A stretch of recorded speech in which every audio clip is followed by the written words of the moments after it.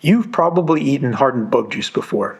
If you've ever eaten jelly beans, candy corn, Raisinets, Whoppers, Sugar Babies, Goobers, Junior Mints, or these, Milk Duds, then you've consumed hardened bug juice. It's called shellac, and it's used in the making of all these candies.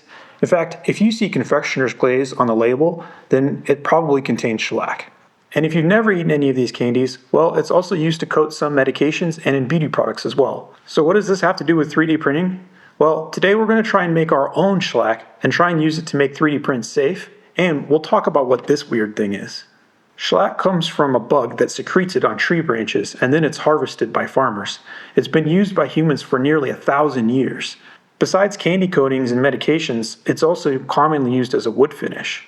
It has a super interesting history. If you're curious about it, I'll link some videos down below. But back to 3D printing. The default material for 3D printing is called PLA, or polylactic acid. Within the 3D printing community, there's still an ongoing debate about whether PLA is even a problem at all. After all, it's made from corn, and we all know what happens to corn that enters the body. And then there's the fact that layer lines in 3D prints create a naturally hard place to clean where bacteria could form. And most PLAs are not just pure PLA. They've got other additives and dyes that give them their unique properties. You can try and get your hands on an SDS or a safety data sheet, but it mostly just says not applicable. Maybe I don't know how to read it. Like, can you eat this stuff or not? This stuff you buy in a can at the hardware store is not necessarily food safe. And even looking online, I could not find a source of readily available food safe shellac. But thankfully, it's super easy to make, as long as you don't live in California. And for my vegans out there, there's a bug juice free version of shellac. We'll talk about that later in the video. But before we go any further, I have to address the lawyer in the room. I'm not a food scientist, or any kind of scientist. I'm just a software engineer with ADHD. I'm going to explain what I did to help me become more comfortable with 3D printing items that touch food, but I can't say for certain anything we're going to do in this video will make anything more safe. So do your own research and don't do anything I'm showing you. I've seen salad spinners, serving trays, cookie cutters, and more listed on MakerWorld, Printables, and even sold as food safe on Etsy. I've avoided printing anything that touches food until I made this thing. This is a reusable bag dryer. We use washable silicone bags for snacks, food, and sandwiches so we can avoid using disposable Ziploc bags. But they're difficult to dry. They close in on themselves and the moisture gets trapped. My over-engineered solution has tiny fans that gently dry out the bags ready for use in tomorrow's lunch. This monstrosity was my first attempt at designing a bag dryer. It uses one large PC fan at the bottom and then blows it through these nozzles. The obvious problem is if you only have one bag to dry, well then these things are just blowing air into nothing. The new version has 4 independently controlled fans. You just press a button, the fan turns on, you light them up, and that way we can just dry the ones that need to be dried. My own probably overblown fear of microplastics rubbing off into the bags and bacterial growth led me down this rabbit hole. My totally unverified theory is that the shellac will fill in the layer lines, making it easier to clean. It will trap in any microplastics and prevent any leaching from whatever is in these filaments. The actual making of shellac is ridiculously easy. All you need is 2 ingredients: alcohol and pure dewaxed shellac. No special tools, only a mason jar with an airtight lid. This is Wellermart brand Super Blonde Dewaxed Shellac.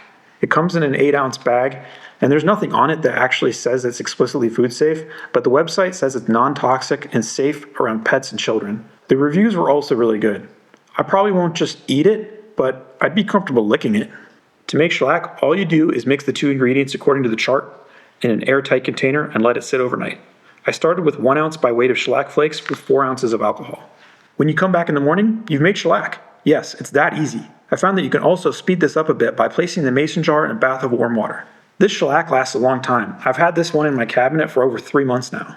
But wait, I made a critical mistake. I accidentally read the instructions. You see, the instructions say to use denatured alcohol. And I knew denatured alcohol has bitterants in it, but I didn't realize that it was straight up poisonous. I guess the giant label that says fuel on it should have been a warning. It's probably not a big deal since we're not planning on ingesting it, but just to be safe, I decided to redo the whole project, only this time I'll use this, Everclear.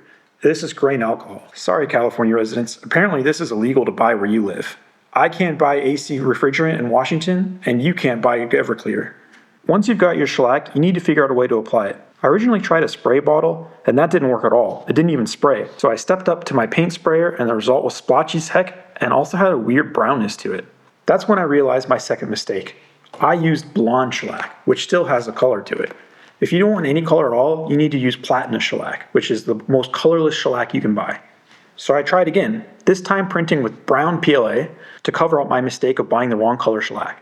Rather than worry about what's been in my paint mixer, I decided to mix it thicker so I could just brush it on using a foam brush and a few coats. I just coated the nozzles this time because they're the only thing that actually touched the bags.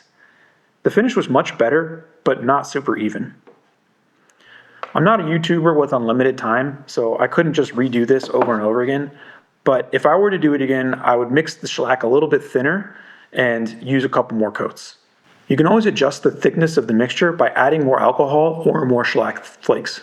It's hard to see in the video, but it did a really good job of filling in the cracks, which should make it much easier to clean.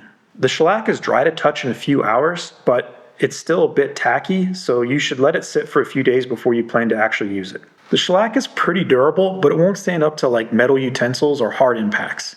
You can clean it pretty easily with warm, soapy water. Make sure you use a mild soap and nothing with alcohol in it, because obviously that will dissolve it. Another advantage of making your own shellac is that this tiny little can is $24 at the hardware store, but I can make like a gallon with this one little bag. If you want to build one of these ridiculous things, I've included the print files down below. And there you have it, an allegedly food contact safe 3D print. Is it FDA certified? No. But does it make me feel better? Yeah, I'd say so. We use this almost every day. Earlier in the video, I mentioned a vegan version of shellac. It's called Zein, and I don't have any here today because I couldn't find any readily available source where I could buy anything for any reasonable price. And guess what? It's derived from corn, just like PLA. So you can cover your 3D printed corn plastic in corn goo. It's corn all the way down. According to Wikipedia, Zein is also used in paper cups, soda bottle caps, and more. It can also be labeled as confectioner glaze. Maybe they could make vegan oat milk duds. My kid and YouTube manager keeps telling me that I'm forgetting to ask you something, but I can't remember what it is. So thanks for watching.